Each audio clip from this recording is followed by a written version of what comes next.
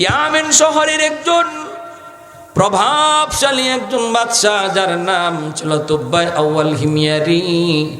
ওই তুব্বাই আউয়াল হিমিয়ারি ছিল ইয়ামেনের একজন প্রভাবশালী বাদশা। 400 জন আলেমকে সঙ্গে সাথে রাখত, আলেমের পরামর্শে রাজত্ব চালাইত।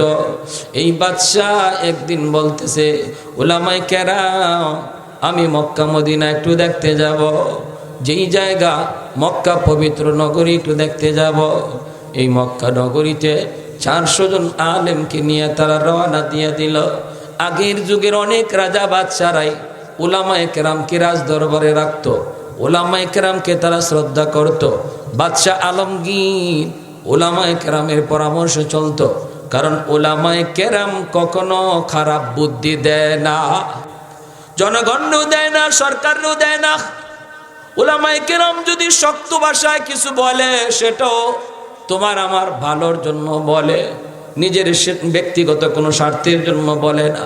গোটা মুসলিম উম্মাকে আল্লাহর গজব থেকে বাঁচানোর জন্য উলামায়ে কেরাম মাঝে মাঝে কিছু অ্যাডভাইস করে, কিছু উপদেশ দেয়। এটাকে কেউ মনে করে আমারে হিট দিয়ে কথা কইছে, কেউ মনে করে আমারে টার্গেট করে কথা কইছে। একজন ইমাম সাহেব মসজিদের মিম্বরে বৈশা বয়ান করলো সুদের বিরুদ্ধে। মতওয়াল্লি সাহেব কয়, হুজুরে আমি যে সুদ খাই এটা জানলো কেমনে? হয়েছে নি? হুজুরে মতওয়াল্লি সুদ খায় এটা জান নামাজ করছে? সুদ খাওয়া হালাল না হারাম? আপনাদের এলাকায় আছে নাকি? নাই নাই, আলহামদুলিল্লাহ। কোন সুদ বুঝেননি? 10,000-এ 12,000, 20,000-এ 25,000, 30,000-এ 50,000 আছে আছে আছে আছে। এখন তো এই লাগালাগি সুদ, এটা এখন ধনীরা আর খাওয়া লাগে না, ধনীরা আর করা লাগে না, ধনীরা তো করে। এখন গরিবেও সুদের ব্যবসা করে, গরিবেও করে, পুরুষও করে, মহিলাও করে। মহিলার হাতেও যদি 5,000 টাকা জমে, হেও এটার লাগাইলা, কয়নি না কয় না, লাগাইলে লাগাইলা। এই লাগানি অর্থ হইল বাড়াইতে বাড়াইতে। সুদ খাওয়া হালাল না হারাম? আওয়াজ আসতে হয়েছে, রুগী আছে নাকি? সুদ খাওয়া হালাল না হারাম? আরো জোরে।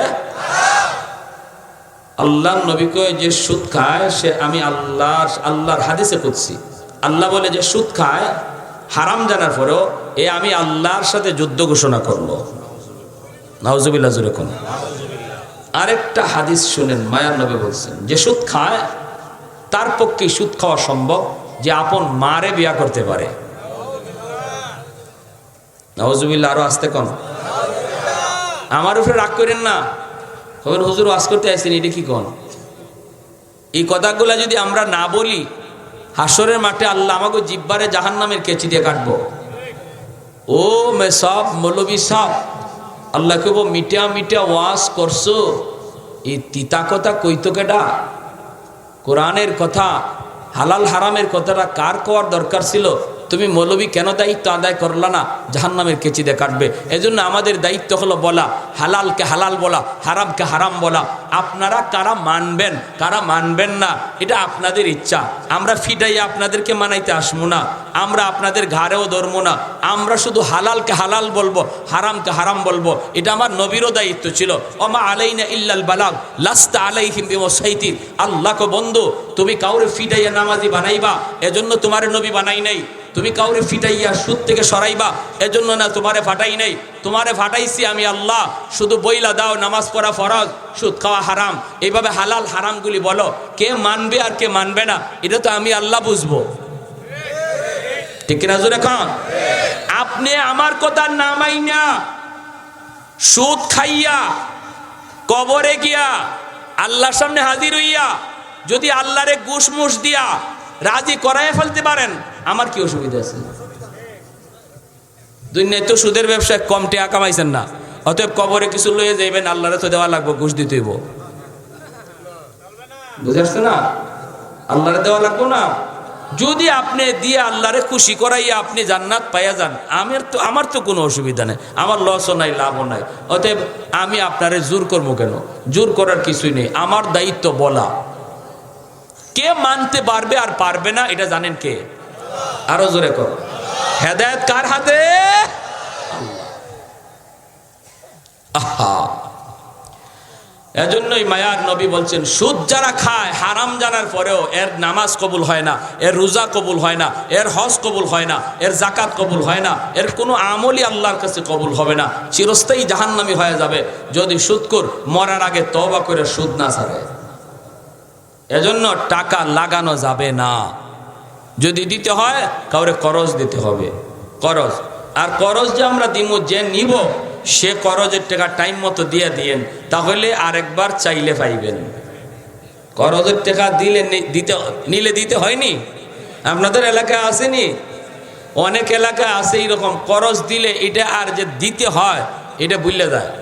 যে লোক করজ দিছে এ তার বাড়িতে লেফট রাইট করতে করতে তার জুতা কয়েক জোড়া শেষ, ঠিক না? ঘুমো না সজাগ, তারপরেও ফুলারে কয়, নিজের বাচ্চারা কয় গিয়া খো আব্বা ঘুমাই দিছে। এবাই হিবাই এখানো রাস্তাঘাটে বাজারে তার কাছে চাওয়াও যায় না। ময়মনসিংহ এক এলাকায় আমি বয়ান করতেছি, এক চাচাকে, হুজুর একটা কথা কইছেন, হুজুর আমি এক লোকের কাছে ৫,০০০ টাকা পাই আজকে ৫ বছর। কয় বছর? তারে আমি যখনই কই ভাই আমি বিপদে আছি, আমার খরচের টাকাটা দিয়া দে, তখনই কি কয় শুনবেন? আমি কি কয়, আমি কি মরে গেছি? আমি তোমার টাকা লইয়া কি কবরে গেছি? আমি কি মরে গেছি এখনো? দিমু না কইছি? দিমু তো। তা আমি কইলাম তো আপনি কি কইছেন? কয় আমি কইলাম শেষ পর্যন্ত, ভাই তুই কোন দিন মরবে এটা কো, তুই যেদিন মরবে এর আগের দিন আইমু, এর আগে তোরে ডিস্টার্ব করতাম না। আসেননি আপনারা কদম তুলে কেউ কোন দিন মরবা এটা টাইম জানা আসেনি? হ্যাঁ, তে যে হ্যাঁ কয় আমি কি মরে গেছি, আমি কি তোমার করজার টেকা লইয়া মরে গেছি, এ কোন দিন মরবো তো হে নিজেই জানে না, ঠিক কিনা? আল্লাহর দোহাই, আল্লাহর দোহাই, হাত জোর করে বলি, হাত জোর করে বলি, হারাম টাকা ঘরে ঢুকাইয়া বাচ্চা কাচ্চারে লালন পালন কইরেন না, কারণ হারামের মধ্যে খারাপ একটা আসর আছে। এই বাচ্চা কোনোদিন বাপ মার সেবা করবে না, বাবার শ্রদ্ধা করবে না। চোখরাঙ্গায় কথা কইব, হারাম টাকা দিয়ে যেই বাচ্চা লালন পালন করবে বাপ মা, এই ছেলের হাতে বাপ মা নির্যাতিত হবে, নির্যাতিত হবে। সাবধান, এটা যায়েন না। আমার ভাইয়েরা, বন্ধুরা, যুবক, এজন্য বলতেছিলাম একটু মনোযোগ দিয়ে শোনো।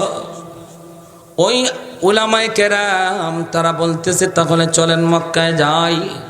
মক্কা শহরে তারা ঢোকার জন্য চেষ্টা করলেন। বিশাল বহর নিয়ে বাচ্চা হাজির হয়েছে মক্কায়। উলামায়ে কেরাম হলো 400 সৈন্য সামন্ত নিয়ে মক্কার পাশে যে হাজির। হঠাৎ করে বাচ্চার মাথা গরম হয়ে গেল। কিসের গরম? মক্কার কোনো মানুষ তারে সম্মান জানাইতে মক্কা থেকে বের হলো না। বাচ্চা ডাক দেখো, উলামায়ে কেরাম, মক্কার কোনো মানুষ আমার মতো এত বড় একজন বাচ্চাকে সম্মান জানাইতে কেন বের হলো না? আমার তো মাইন্ডে লাগলো, আমার তো ইজ্জতে আঘাত করছে।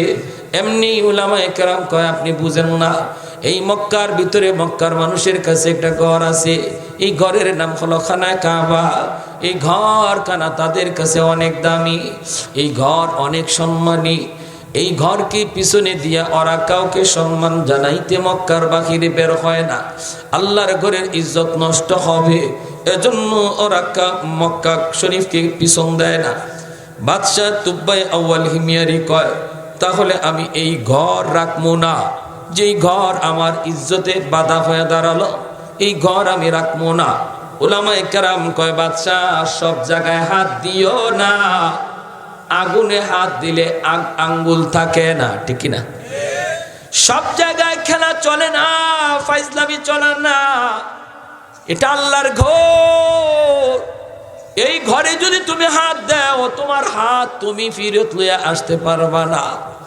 এই কথা বলতেই বাচ্চার পুরো আলেমদের কথা মানে না, আল্লাহর ঘরে হাত লাগাই দিল। যেই মাত্র আল্লাহর ঘরে হাত লাগাইলো, আল্লাহ কি চুপচাপ বয়ে বয়ে দেখবো? কি করেন আপনারা? আপনার ঘর ভাঙ্গে নিতে আইছে দুশ্মন, আপনি চাইছে দেখবেন? হ্যাঁ, কইবেন আমার থাককে দুনিয়াতে লাভ হইতো কি, আমি মরলে মরমু, আগে দেখে দেই। আল্লাহ পাক রব্বুল আলামিন সাথে সাথে আল্লাহর ধরা শুরু হয়ে গেল। হাত আল্লাহর ঘরে লাগাইল, টপার দিয়ে মাটিতে পড়ে গেল, চোখ দিয়া, মুখ দিয়া, পায়খানার রাস্তা দিয়া, নাকের ছিদ্র দিয়া, ফিনকি দিয়া রক্ত বের হতে লাগলো। ওই অবস্থায় বাদশা চিল্লাইতেছে, মাটিতে পড়ে চিল্লায় আর কয়, তোমরা কে কোথায় গো, আমাকে তাড়াতাড়ি বাঁচাও। উলামায়ে কেরাম, আমি তো মস্ত বড় ভুল করে ফেলেছি, আমাকে বাঁচাও, আমাকে বাঁচাও। আমি এই ঘরের মান মর্যাদা বুঝি নাই, এই ঘরের সম্মান আমি বুঝি নাই, আমাকে বাঁচাও। উলামায়ে কেরাম কয়, তুমি আল্লাহর ঘর দইরা তওবা করো। আল্লাহর ঘর হাতে লাগাইয়া যদি তুমি তওবা করো, আল্লাহ হয়তো তোমার তওবা কবুল করে নিবে। যেই মাত্র আল্লাহর ঘর দইরা তওবা করলো, সাথে সাথে আল্লাহ পাক তার তওবা কবুল করে নিলেন। আজও মক্কা মদিনায় মানুষজন তওবা করার নিয়তে ছোট ছোট বাচ্চা লইয়া আল্লাহর ঘরে দইরা দইরা কান্দে, মায়ও কান্দে, বাবাও কান্দে, ছোট ছোট বাচ্চাগুলিও আল্লাহর ঘর দইরা কান্দে। তওবা আল্লাহ কবুল করে নিলেন, সুস্থ হয়ে গেল। বাচ্চায় কয়, যেই ঘরের এত পাওয়ার, এত সম্মান, এত ইজ্জত, আমি এই ঘরের কিছু খেদমত করতে চাই রে। আজ থেকে আমি এই ঘরে গিলাফ লাগাবো, আল্লাহর ঘরে একটা গিলাফ লাগায় দেব। নবীর জন্মের 1000 বছর আগে ইয়ামেনের বাদশা তুব্বাই আউয়াল হিময়ারি সর্বপ্রথম আল্লাহর ঘরে গিলাফ লাগায়। এই যে আল্লাহর ঘরে গিলাফ এখনো চালু আছে, এর আগে গিলাফ ছিল না। লেখছেন ইতিহাসটা কোথায়, কয় আল বেদায়া ওয়ান নেহায়া, প্রসিদ্ধ এক ইতিহাসের কিতাবে এই ঘটনা এনেছেন। তাও কবে? নবীর জন্মের 1000 বছর আগে। এইবার বাদশাহ কই, চলো তাহলে চলো ওই মদিনার শহর আমি একটু দেখব। তখন তো মদিনায় কোনো শহর নাই, ঘর বাড়ি হয় নাই। এরপরও মদিনার শহরটার কন্ডিশন কেমন হবে, মদিনার আবহাওয়া কেমন হবে, মদিনার রাস্তাঘাট কেমন হবে, আল্লাহ তাওরাত কিতাবে আগে বলে দিছেন। এজন্য উলামায়ে কেরাম কয়, তাহলে চলেন আমরা মদিনা শরীফের তালাশ করি। তালাশ করে করে তারা একটা রাস্তা পেয়ে গেল। এই রাস্তা দিয়ে তারা যখন যায়, রাস্তার কন্ডিশন দেখে উলামায়ে কেরাম বুঝে ফেলেছে এই রাস্তাই হলো আমার মায়ার নবীর হিজরতের রাস্তা। এই রাস্তা ধরেই সামনের দিকে আগায়, মদিনার ভিতরে প্রবেশ করলো। আবহাওয়ার কন্ডিশন আর মদিনার চতুর্দিকে পাহাড় পর্বত দেখা উলামায়ে কেরাম তারা জানায় দিল, বাদশা জাহাপনা, এই জায়গাটাই হবে মদিনাতুন নবী, এই জায়গাটাই হবে মদিনা শরীফ, এই জায়গায় আখেরি নবী হিজরত করে আসবেন। আর এই মদিনাতেই মায়ার নবী চিরনিদ্রায় ঘুমায় থাকবে। ও বাদশা জাহাপনা, আমরা যেহেতু মায়ার নবীর মদিনা শহরের সন্ধান পেয়ে গেছি গো, আমরা আর ইয়ামেন ফিরে যাব না, আমরা এখানেই থেকে যাব। আমরা তাওরাতের 400 জন আলেম সিদ্ধান্ত নিয়েছি, আমরা এই জায়গাতেই ঘর বানায় থেকে যাব। আমাদের মরণ যেন মদিনায় হয়, কবর যেন মদিনায় হয়।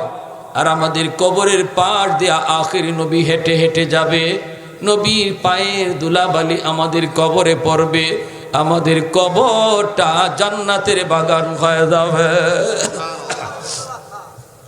বাদশাহ কয়, আমারও তো মন চায় মদিনায় থাকতে। উলামায়ে কেরাম কয়, না না,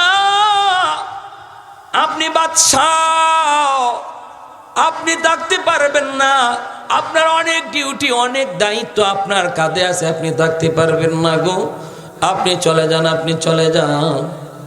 এই বলার পর বাদশাহ কয়, তাহলে আমি তোমাদের জন্য 400টা ঘর বানায় দিয়ে যাই। 400টা ঘর বাচ্চা বানায় দেয়। একটা ঘর বাচ্চা বড় আদর করে মায়া করে বানায়। এই ঘরটারে মনের মাধুরী দিয়া বাচ্চা বানাইতেছে, কিন্তু এই ঘর কার জন্য বানায় কেউ জানে না, কারো কাছে বাদশা কয়ও না। একটা পর্যায়ে ঘর যখন বানানো হলো, এরপরে বাদশা একটা চিঠি লিখলো, ঘরটা তালা দিল, চাবিটা হাতে নিল, নিয়া উলামায়ে কেরামকে ডাকে আর কয়, আমি সবই দিকে আসেন। মনে বড় আশা ছিল মদিনায় আমিও থাকবো, আমার কবর যেন মদিনায় হয় গো। যেই মদিনাতে আখেরি নবী চিরনিদ্রায় ঘুমাবেন, আমারও মন চাইছিল আমি এই শহরে ঘুমাবো, কিন্তু আমার দায়িত্ব আমাকে দিল না। আমি চলে গেলাম, তোমাদের জন্য ঘর বানায় গেলাম। আর আমার শেষ নবী যখন মদিনায় হিজরত করে আসবেন, মদিনায় নবীর কোনো ঘর থাকবে না। আমি নবীর জন্য জন্মের 1000 বছর আগে মদিনায় নবীর ঘর বানায় গেলাম। আমার নবীর জন্য ঘর বানায় দিয়া গেলাম, আর ঘরটা তালা দিয়া চাবিটা তোমার হাতে আমানত রেখে গেলাম গো। এই আমানতের চাবি যেন আমার নবীর হাতে পৌঁছে তুমি মৃত্যুর আগে তোমার সন্তানরে বুঝায় দিও। এইভাবে একে একে একে একে একজনের পর আর একজন হাত বদল করে করে তোমরা পৌঁছায় দিও। ভাইরা বন্ধুরা, আর একটা চিঠি লিখে গেল। চিঠি, এই চিঠিটা আর এই চাবিটা দিয়া বাদশা চলে গেল। এইদিকে আমার নবী 1000 বছর পরে নবী দুনিয়া আসলেন। এরপরে নবী দাওয়াতের কাজ চালু করলেন। নবীকে মক্কার মানুষেরা থাকতে দিল না। আমার নবী হিজরত করে মদিনায় আসলেন। মসজিদে কুবায় নবী সবার আগে অবস্থান করলেন। এই মসজিদে কুবায় নবী অবস্থান করলেন। এখানে একটা মসজিদ বানাইলেন। এই মসজিদের নাম হলো মসজিদে কুবা। আমার নবী বলেন, এই মসজিদে যে 2 রাকাত নামাজ আদায় করবে রে গোলাম, আল্লাহ কবুল উমরার সওয়াব তারে দান করবে। নবী যখন ওই মসজিদে কুবায় অবস্থান করেন, মদিনার মানুষ নবীকে স্বাগতম জানানোর জন্য কুবার দিকে যাইতেছে। এইদিকে ওই চিঠি আর চাবি আমি সবের বংশের পরম্পরায় পরম্পরায় হাত বদল হইতে হইতে আইসা সর্বশেষ যেই মানুষটার হাতে চিঠি আর চাবি পৌঁছল, ইনি হলেন আবু আইয়ুব আনসারী রাদিয়াল্লাহু তাআলা আনহু। সুবহানাল্লাহ। আবু আইয়ুব আনসারী এই ঘরটারে তিনি সুন্দর করে মুছামুছি করেন। মানুষেরা কয়, আবু আইয়ুব তুমি কি কুবায় যাবা না? তিনি কয়, আমি যাবো না, তোমরা যাও, আমার কাছে একটা আমানত আছে গো। আমার মন বলে নবী আমার খোঁজে এই পর্যন্ত আসবেন, কারণ আমার নবীর একটা আমানত আমার কাছে আছে। নবী তার আমানতের বস্তু নেওয়ার জন্য আমার পর্যন্ত আসবেন। মদিনার মানুষজন কুবা এলাকায় নবীকে স্বাগতম জানানোর জন্য যায়।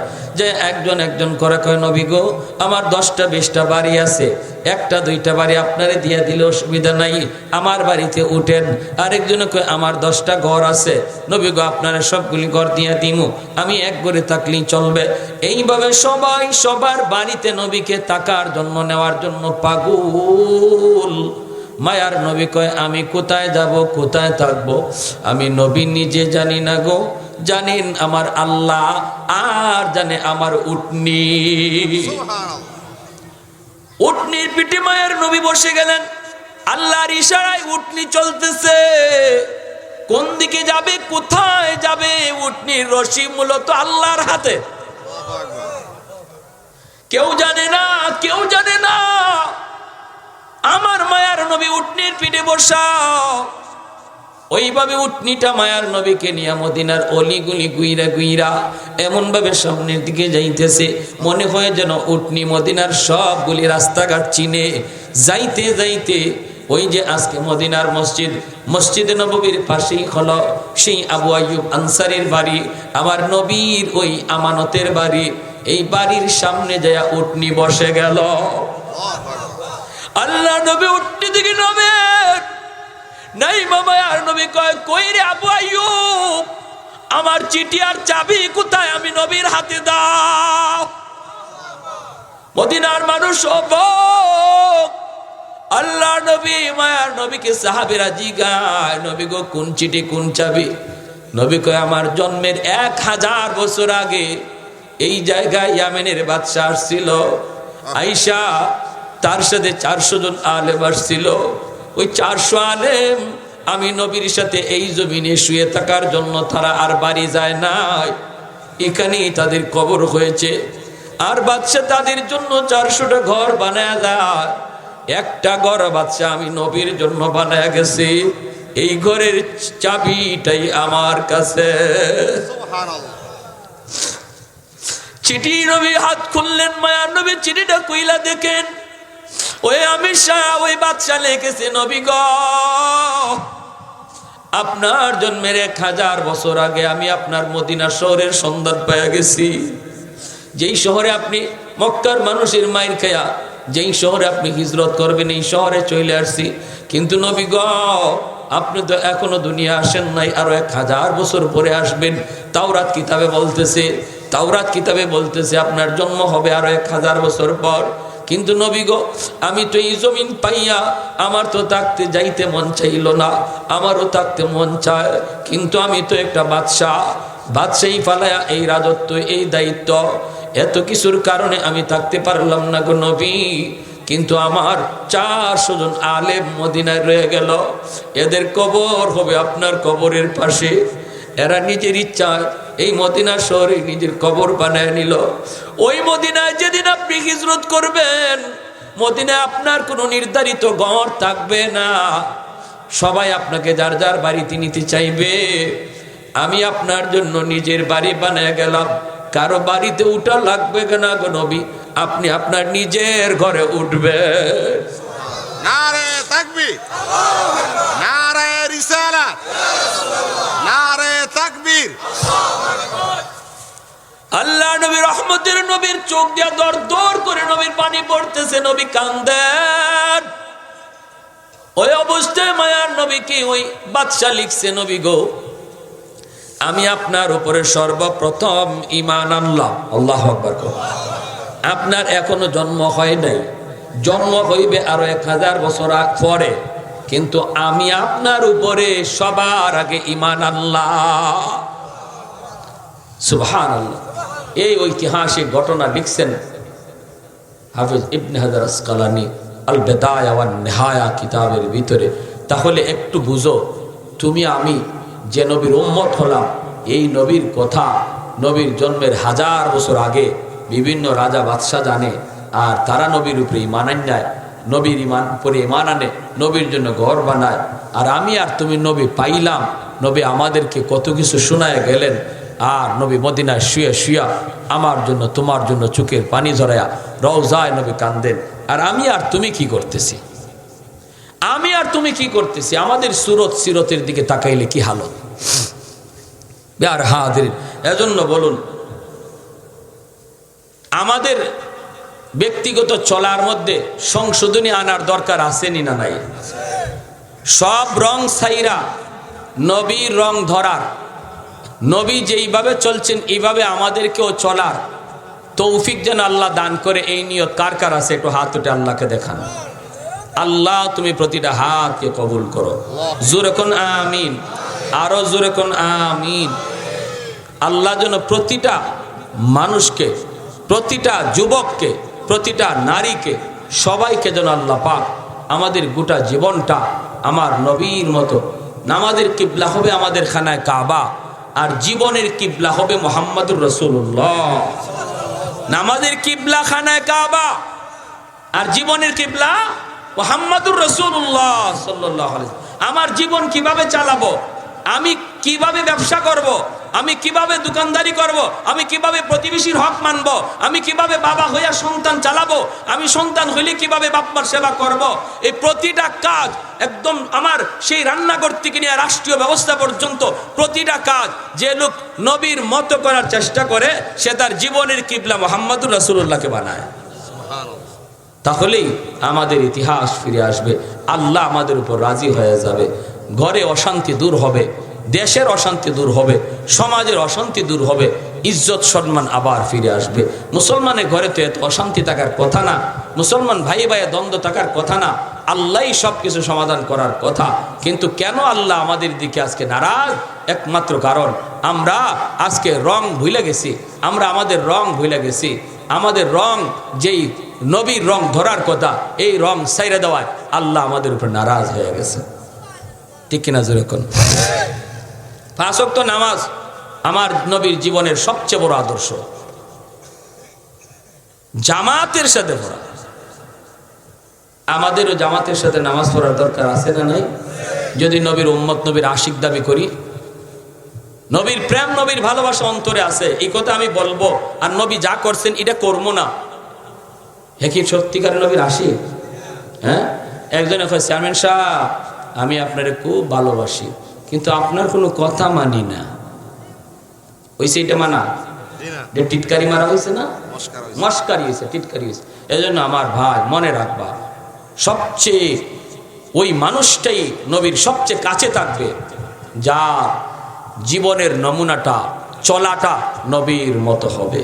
আল্লাহ আমাদের সবাইকে নবীর মতো চলার, নবীর মতো জীবন গড়ার, নবীর মতো সমস্ত কাজ করার, নিজের চেহারাটাকে নবীর সুরতে বানাইবার। আমার নবীর চেহারায় দাঁড়িয়ে আসিলনি? আওয়াজ আসতে হয়েছে কেন? নবীর চেহারায় দাঁড়িয়ে ছিল কি ছিল না? তাহলে আমি যদি নবীর আশিক হই, আমার চেহারায় নবীর দাঁড়িয়ে আসার কথা, ঠিক কিনা? যে লোক দাড়ির মধ্যে ব্লেড লাগায়, আল্লাহর নবী কয় আমার কলিজার মধ্যে ব্লেড লাগাইলো, আমি নবীর কলিজায় ব্লেড লাগাইলো।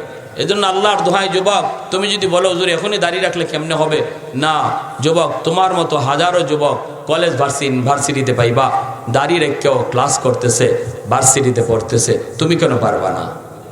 তোমার মতো বহু যুবক নামাজ পড়ে, পাক্কা নামাজি, টুপি মাথায় রাখে, তুমি কেন পারবা না? কত যুবক যৌবনে কবরে চলে গেছে, তুমি যে নামাজি হইবা তারপরে কবরে যাইবা, এর কোনো গ্যারান্টি আছে? কোনো গ্যারান্টি নাই। বয়স হোক তারপরে নামাজি হব, এমন কোনো গ্যারান্টি নাই। অতএব এখনই সময় তওবা করার, এখনই সময় নবীর রঙে রঙিন হওয়ার। আল্লাহ সবাইকে আমল করার তৌফিক দান করুন। ও আখির